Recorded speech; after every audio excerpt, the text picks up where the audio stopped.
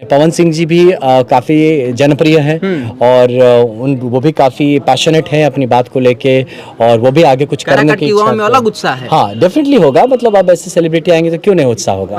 तो पवन सिंह जी की तरफ से आनंद मिश्रा जी को तो जाएंगे काराकाट। अगर पवन सिंह जी मुझे बुलाते हैं और मैं जाता हूँ, उनको सम्मान देता हूँ। पवन सिंह जी कर रहे हैं तो सोच समझ के कर रहे हैं। जो वहाँ का समीकरण है वो भी कुछ जो ऐसा भी बना, मैं यही चाहूँगा कि काराकाट की जनता का जिसमें भलाई हो वो वैसा काम। अभी हमारे साथ बक्सर के निर्दलीय प्रत्याशी आनंद मिश्रा जी हैं, जो आप सब जानते हैं एक आईपीएस रह चुके हैं। सर, काराकाट लोकसभा क्षेत्र अचानक से सुर्खियों में आ गया जब से अनाउंस किया पवन सिंह हम काराकाट लोकसभा क्षेत्र से चुनाव लड़ रहे हैं।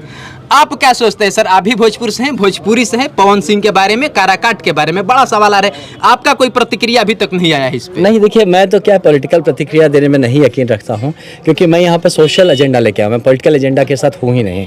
तो मैं सच बता रहा हूँ, इसलिए आप देखेंगे मैं किसी के बारे में ना अच्छा बुरा कुछ नहीं बोलता हूँ। तो जो हो रहा है ये पॉलिटिशियंस लोग समझेंगे, बड़े बड़े बहुत हमारे पॉलिटिशियंस वो बेहतर समझेंगे समीकरण। मैंने बताया ना, आपने पूछा कि आप कंपटीशन, तो किसी कंपटीशन भी नहीं कर रहे हैं। हम लोग एक विकास की बात कर रहे हैं, हम एक सकारात्मक राजनीति की तरफ बढ़ रहे हैं, जहाँ पे क्या है कि मैं मानता हूँ, क्योंकि मैंने हमेशा देखा इस देश में पिछले कुछ सालों से बात मेरिट की होती है, बात होती है युवाओं की होती है।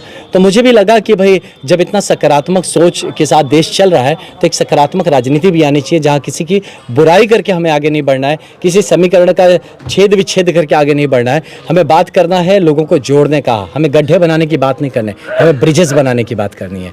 तो इस भाव से चले। अगर वहाँ पे कुछ पवन सिंह जी कर रहे हैं तो सोच समझ के कर रहे हैं। जो वहाँ का समीकरण है वो भी कुछ जो ऐसा भी बना, मैं यही चाहूँगा कि काराकाट की जनता का जिसमें भलाई हो वो वैसा काम करे, और जो भी वहाँ पे प्रत्याशी जीते वो ज़रूर काराकाट के लिए पूर्ण समर्पित भाव से काम करे। लोग बाग ये कह रहे हैं कि पवन सिंह एक करीब 87-88 रैली 2019 के लोकसभा चुनाव में कहते भाजपा के लिए, भाजपा आसनसोल से दिया, फिर ले लिया, आपको भी मिला कहा गया, आप भी उम्मीद में रहे, दिल्ली भी रहे, आप खुद भी कहें आपको भी नहीं मिला। इस पे आप क्या सोचते हैं सर? पवन सिंह के भी लोग जोड़ रहे हैं, आपको जोड़ रहे हैं। नहीं, इसमें मैं यही कहूँगा कि देखिए भाजपा बहुत बड़ी पार्टी है ना।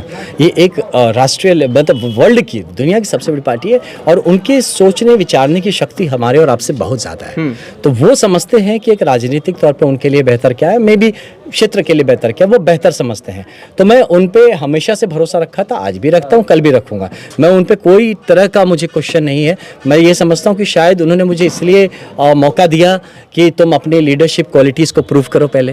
ये भी कि तुम हमारे सिंबल पे तो ऐसे ही चमक जाते हवा में, तो एक काम करो बेटा, तुम ज़मीन पे जाओ, काम करो, लोगों से जुड़ो। समीकरण क्या कह रहा है सर काराकाट के लेकर के, ये हम जानना चाह रहे, जनता भी अपना जानना चाह रही है। देखिए मेरा कोई समीकरण नहीं है, मैं इसको इन्फ्लुएंस भी नहीं करना चाहता कुछ भी कह के। मैं ये जानता हूँ कि वहाँ पे जो उपेंद्र कुशवाहा जी हैं वो एक बहुत ही सीजन्ड पॉलिटिशियन है, उन्होंने भी काफ़ी दुनिया देखा है, वो भी उनका अपना बहुत अच्छा मंत्री रह चुके हैं, उनका अपना समझ है पॉलिटिकल हिसाब से। और अपने पवन सिंह जी भी काफ़ी जनप्रिय हैं और वो भी काफ़ी पैशनेट हैं अपनी बात को लेके, और वो भी आगे कुछ करने की युवाओं में अलग उत्साह है। हाँ, डेफिनेटली होगा। मतलब अब ऐसे सेलिब्रिटी आएंगे तो क्यों नहीं उत्साह होगा, तो वो अलग उत्साह है। वोट भुना पाना क्या लग रहा है आपके हिसाब से? नहीं, ये देखिए ये जनता को डिसाइड करना है कि उनको क्या लगता है कि कौन। देखिए बात ना इलेक्शन का वोटिंग के साथ खत्म नहीं होना चाहिए। एक्चुअली किरदार तो इलेक्शन के बाद शुरू होगा। इलेक्शन में जो जब भी वोट करिए, आप अगले इलेक्शन देख के मत देखिए, 4 जून सोच के मत करिए, आप उसके अगले 5 साल का सोच के वोट करिए कि वो 5 दिन के अंदर अभी आप उछल कूद मचाए, जो भी हो। मैं यहाँ पे बक्सर में बता रहा हूँ किसी को भी कि सब लोग हैं, ठीक है, अच्छा लग रहा है, सबको बढ़िया लग रहा है, तो एक मजा भी आ रहा है, बड़ा अच्छा समीकरण बन रहा है। तो पवन सिंह जी की तरफ से आनंद मिश्रा जी को तो जाएंगे काराकाट। देखिए ये हम बात कर लेते हैं, देख लेते हैं कि क्या चीज़ें ऐसा है ना ये, लेकिन एक दूसरे को हमेशा ये है कि भावनात्मक रूप में जो आपको अगर इनवाइट करता है तो वो आपको इज्जत देता है, ये बात समझिएगा। अगर पवन सिंह जी मुझे बुलाते हैं और मैं जाता हूँ, उनको सम्मान देता हूँ, तो इसका मतलब ये नहीं कि मैं बाकी सबके अगेंस्ट कर रहा हूँ, या क्योंकि मेरा भाव ही नहीं है वो। ये हमें बनाने आए ना, हम यहाँ बनाने आए, बिगाड़ने नहीं आए हैं। हमें अगर किसी के साथ कॉम्पिटिशन करना है तो अपनी लकीर लंबी खींचे, हम किसी और की लकीर को क्यों मिटाए या काटने की कोशिश करें। तो मैं इसी भाव से जुड़ा हूँ और इसी भाव से एक सकारात्मक राजनीति शुरू हो बिहार में, एक जाति पाति के भाव से बाहर निकल के हम काम करना शुरू करें, विकास की बात करें, भविष्य की बात करें। क्योंकि बिहार को अपनी जगह अगर पानी है तो हर ऐसी चीज़ से निकलना पड़ेगा जो आपके छोटे छोटे डिब्बों में आपको बांट देता है। तो वो ऐसी राजनीति में हमें नहीं फंसना है। लेकिन जीवन में कुछ कर रहा है वो अपनी जगह से अपने को ठीक मान के ही कर रहा है, तो इसीलिए उसको मैं सिर्फ इसलिए खराब बोल दूं क्योंकि वो मेरे एम्बिशन में बाधा डाल रहा है। अगर डाल रहा है, अगर मेरे बगल वाला ज़्यादा स्पीड से दौड़ रहा है तो मैं अपनी स्पीड बढ़ाने पे ध्यान दूं, मैं उसको लंगड़ी मारने पे क्यों लगाऊं।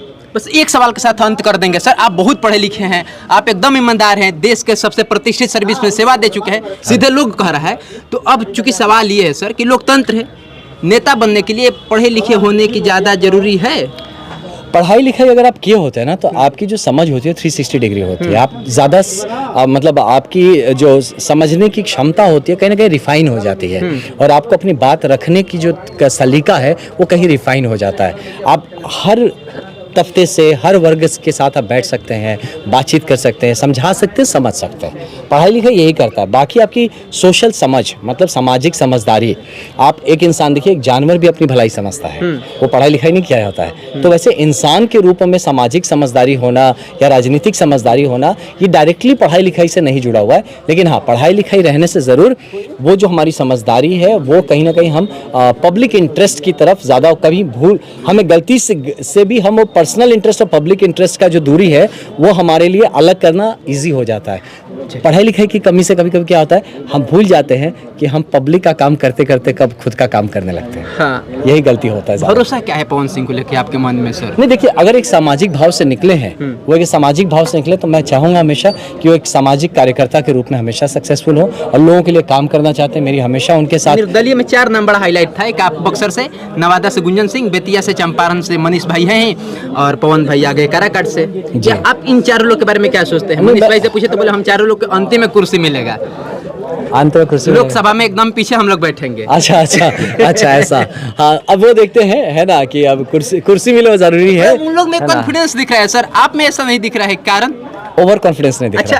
अच्छा चलिए, बाकी आपकी प्रतिक्रियाओं के इंतजार रहेगा। सोनू आनंद नाम है हमारा, और हमारे साथ एक्स IPS आनंद मिश्रा, जो बक्सर से निर्दलीय प्रत्याशी के रूप में खड़े हैं। सर, आपका कुछ अपील होगा बक्सर की जनता जो देखे तो फिर? जी, मैं यही कहूँगा कि सही बटन दबाइए ताकि आपको अगले 5 साल तक कोई दबाता ना रहे।